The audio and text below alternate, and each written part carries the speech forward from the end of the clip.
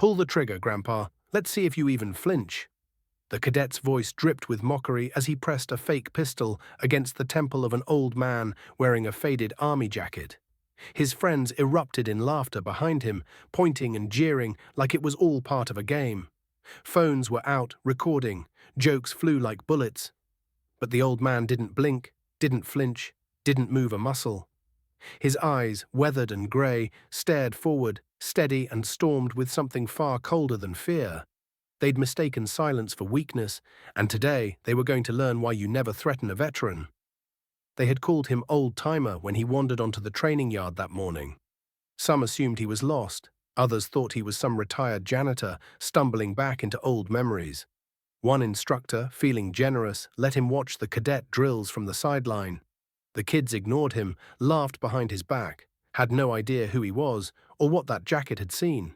Samuel Gunny Hayes was 82 years old. He'd fought in 3 wars, led men into fire, buried friends in foreign sand, and lived long enough to watch honor fade from the faces of those who wore the uniform for clout instead of country. So when the cocky cadet shoved a training pistol against his head and dared him to flinch, Gunny Hayes didn't need a weapon. He was one. "You think war is funny?" he said quietly, his voice slow and scratchy like gravel under boots. The cadet scoffed. "I think you are. What are you even doing here, Grandpa? Looking for your memory?" Laughter roared again. Then Gunny Hayes turned, slowly. No panic, no fear, just purpose. In one impossibly fast movement, he grabbed the cadet's wrist, twisted it, disarmed him, and had the young man face down in the dirt before anyone could understand what just happened. The fake gun skidded across the pavement. The laughter stopped, phones lowered, mouths opened, but no sound came out. "Rule number 1, the old man growled, his boot pressing lightly on the cadet's shoulder. "You never raise a weapon unless you're prepared to lose with it."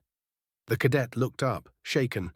How'd you—" But Gunny Hayes didn't explain. He stood, his frame still solid despite the years, eyes scanning the group of wide-eyed cadets now frozen in place.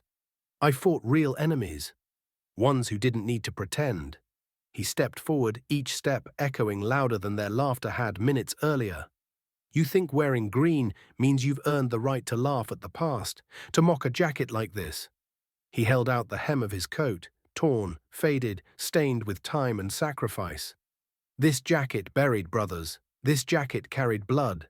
This jacket saw boys become men while men died screaming their names." No one dared speak. "You film shame because you don't know honor.